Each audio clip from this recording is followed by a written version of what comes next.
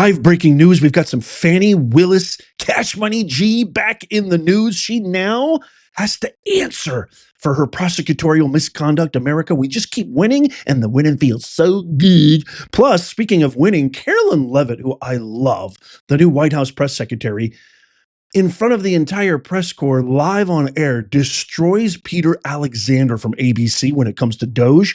And then I've got something to share with you. It's CNN related, the worst network on planet Earth next to all the other ones.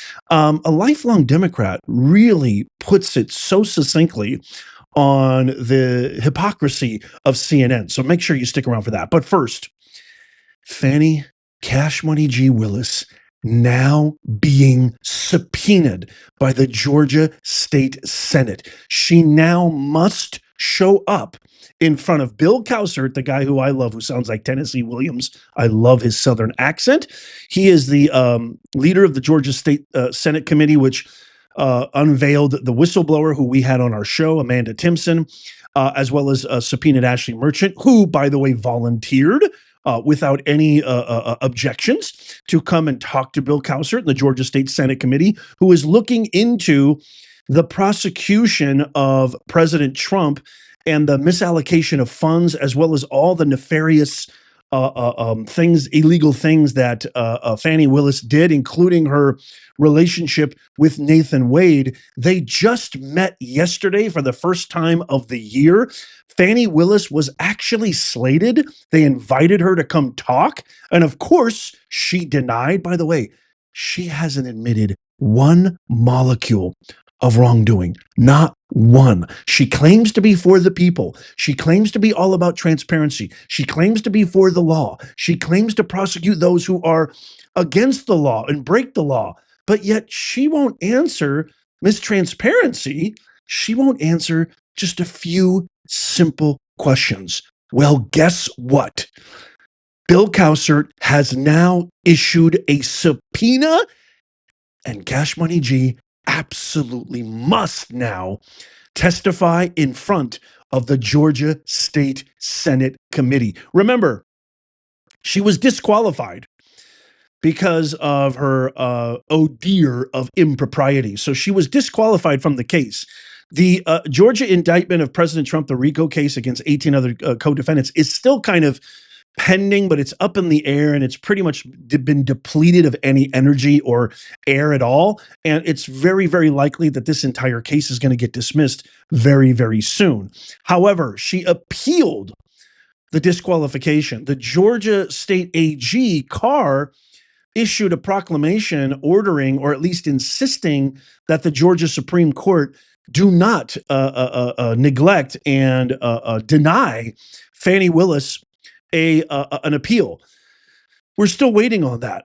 She also appealed her first subpoena from Bill Cowsert, but now Bill Cowsert has just issued the subpoena that actually demands she has nowhere to run to, baby, nowhere to hide. And believe me, if that gets streamed live, your boy Nez is going to cover that from top to bottom. Check this out. Channel 2 Action News obtained this subpoena issued by State Senator Bill Cowsert's Special Investigative Committee ordering Fulton County District Attorney Fani Willis to come testify. Cowsert told us then that he planned to do that if Willis declined to come testify willingly. If she's not willing to come and explain her conduct or misconduct, then we will subpoena her and ask her to come. But Willis fought that in court, insisting the committee did not have the constitutional authority to issue that subpoena. She lost the fight in Superior Court, but her appeal is still pending before the Georgia Supreme Court. Cowsert's committee is investigating Willis's prosecution of now President Donald Trump and others. He specifically wants to look into her personal relationship with former Special Prosecutor Nathan Wade. It just blows my mind. I mean, she has collected L after L, capital L, loss after loss after loss, claims to be transparent, and she's doing everything in her power to hide everything. She doesn't want to talk. She doesn't want to testify. Fani, I know you watch this show. I know your staff watches this show. Why are you hiding? Why are you running? I just have to ask you, If you claim to be somebody who is for the people, this is your perfect opportunity. If you claim to be transparent, this is your perfect opportunity. Running and hiding is the exact proof that everybody, the people, Americans, the state of Georgia, citizens of Fulton County, that's all we need to know that you're an LAD, a lion-ass degenerate. Okay, in our next story, you gotta check this out. Carolyn Leavitt. She's only 27 years old. I am so impressed with this beautiful, intelligent, stunning young lady. It is just absolutely amazing. Watch how she decimates Peter Alexander, who chooses just a few like molecule critics of Doge and how they're handling saving waste, abuse, and fraud for you, me, the American taxpayer, and beyond. Watch this. Constituents in some traditionally red districts right now complaining about what they say is the chainsaw approach and saying that it's been done very sloppily, the cuts to jobs and spending. How do you respond to that criticism? I love how the media takes a few critics when the overwhelming response from the American people is support for what this administration is doing. If you look at the public polling, 70% of Americans, according to CBS, believe that President Trump is delivering on the promises he made. And there should be no secret about the fact that this administration is committed to cutting waste, fraud, and abuse. The president campaigned on that promise. Americans elected him on that promise, and he's actually delivering on it. And this is something that Democrats promised they would do for decades. President Trump is just the first president to get it done. Let me ask you about the fraud, if I can. We can all have our own opinion about what is wasteful spending, and Republicans have praised the president for cutting wasteful spending, but fraud, of course, is a crime. So have you turned over evidence of fraud to the Justice Department, and when should we expect to see those indictments? It's a clever question. First of all, I think all Americans would agree that funding mastectomies in Mozambique is not something that the American people should be funding, or DEI programs. I think it's fraudulent that the American government has been ripping off taxpayers in this way. And we also do know there has been extensive fraud, particularly if you look at Social Security. In fact, according to an IG report from the Social Security Administration, there was $71 billion worth of fraud in one single fiscal year that we know about. And so that is a lot of fraud, Peter, that the government has admitted to. So this administration is committed to finding even more of that fraud, waste, and abuse. To be clear, that $71 billion was from 2015 to 2022, so it wasn't in just 1 year, and it was $71 billion. But it wasn't in 1 year, just to be clear. In one report. And it was in one report over multiple years, from 2015 to 2022. So are you defending $71 billion in fraud, Peter? That's a lot of money, far too much, and that's why this administration. Why is the media so against cutting waste, fraud, and abuse from the government? I don't get it. I just want to ask a question. We won't be deterred. We will not be deterred from people like you and the press who are clearly adamantly opposed to cutting waste, fraud, and abuse. But we know that American taxpayers at home who have been struggling with an inflationary crisis don't want their tax dollars going towards crazy DEI programs in countries overseas. They also don't like the fact that there has been $71 billion worth of fraud in Social Security and improper payments going out the door. That's a problem that needs to be fixed, and President Trump is going to fix it. That's your fifth question. Elena, do you have any? I love it. I just love it. She absolutely schools. I mean, it's common sense. It's totally, absolutely honest. Why are you guys defending corruption? They're finding, you know what Carolyn Leavitt does? I talked about this in a previous video where Stephen Miller was talking to CNN's, whatever her name is, another fake pundit. I know most of you guys saw that video where he destroys her. They concoct a narrative that is specifically geared towards a biased perspective on an ideology that they're opposed to, or perhaps maybe even an ideology that is in opposition to how they make their money, they being the mainstream media. And so instead of supporting and celebrating, which is what Stephen Miller said, the Deputy White House Chief of Staff, they are asking, I love how she was like, oh, that's a clever question, and I'm not going to play party to that. She completely dismantled that rhetoric. And that's all they've been doing. That's all they've been doing since President Trump has signed over 500 executive orders to bring America back.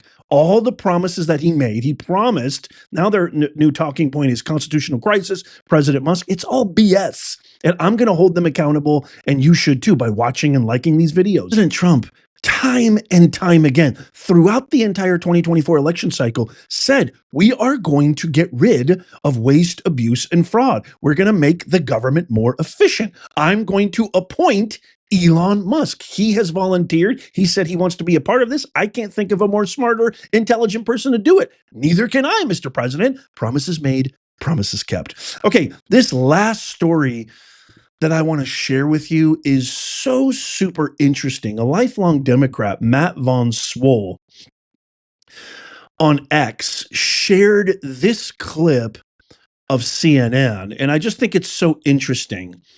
Let's watch this clip right here. This is a federal worker essentially whining and crying on CNN, and CNN has been giving platform and tons of airtime to these federal employees. So let's watch this video real quick, and then I'll give you the context on what this lifelong Democrat is so upset about, and rightfully so, in my opinion. Check this clip out first. Are you hoping to ever return to a job in the federal government, or not after this?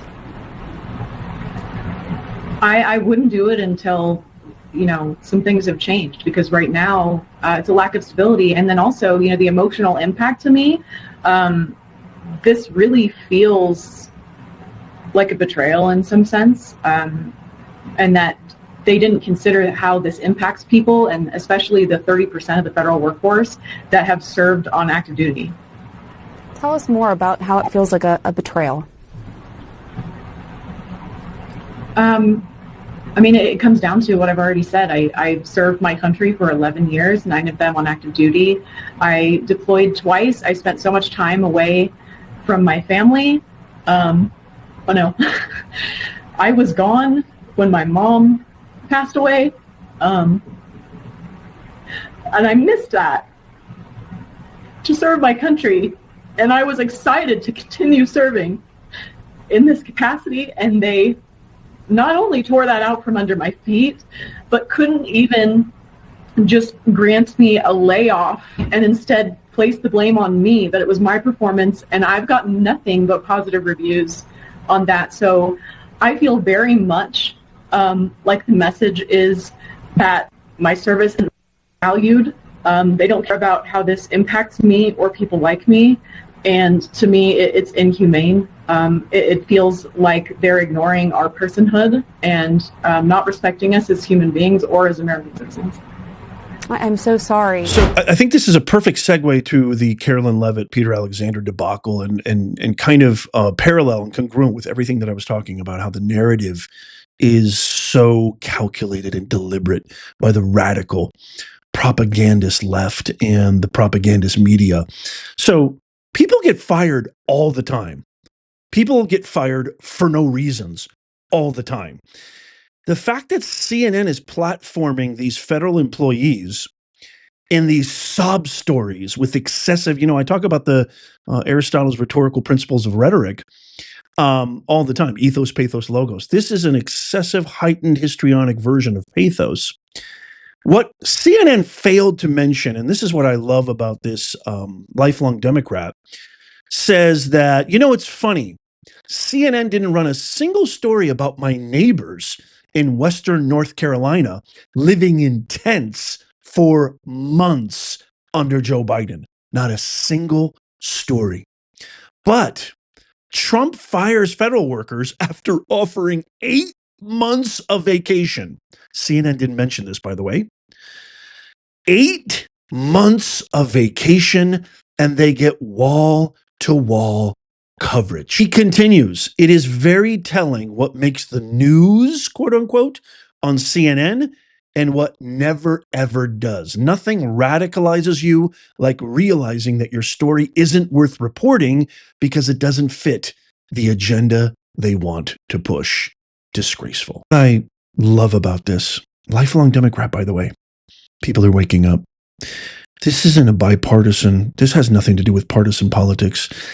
This has to do with an egregious, ugly, deceitful, foul, shameless propagation of lies. This is lying with a 9th degree black belt. Okay. A ninja dragon master lying campaign. And they've been doing it for decades. And the fact that you've got lifelong Democrats waking up to this is just absolutely brilliant. I've said this many, many times. I'm not right or left. I love my country. I've got red, white, and blue coursing through my veins. This country has given me everything. It is my mission to give everything back. I'm doing this for my grandkids. My grandkids' grandkids' for all of our grandkids' so that they can grow up in America that we grew up in, that makes sense, that follows the law, that honors the men and women who came before us, who have sacrificed everything so that we have the freedoms that we have, so that we have the endless opportunities, promises that we can do whatever we set our mind to. And there's equal opportunity under the law if you work hard. Meritocracy, not DEI, meritocracy, irregardless of how you look, arbitrary pigmentation of your skin, sexual orientation, religion, etc., etc. That's why I'm doing this. You can help me. Share this. Tap the thumbs up. The awakening is happening. This is the golden era. It is upon us. I want you to share this with everybody you know. Leave a comment down below. What do you think? And by the way, how do you feel? I'm just kind of curious. Don't share links. Don't share a personal ad hominem attacks. It all goes to spam. My comment section needs to be a conversation. We have a unbelievable, undeniably thriving, engaging community in the comments down below. I want to hear from you. What are your thoughts on these stories? What are your thoughts on Fani Willis? What are your thoughts on Carolyn Leavitt? What are your thoughts on CNN platforming only individuals who have stories that parallel their propagating agenda? I would love to hear from you. Let me know in the comments down below. If you missed these videos, check these videos out coming up on the screen right here. These are phenomenal. I kind of mentioned them earlier. Tap my face right there to subscribe and follow. It's absolutely free because I'm going to keep you posted every day, all day, 24/8. And as always, may God bless you and may God bless America. I'll see you soon.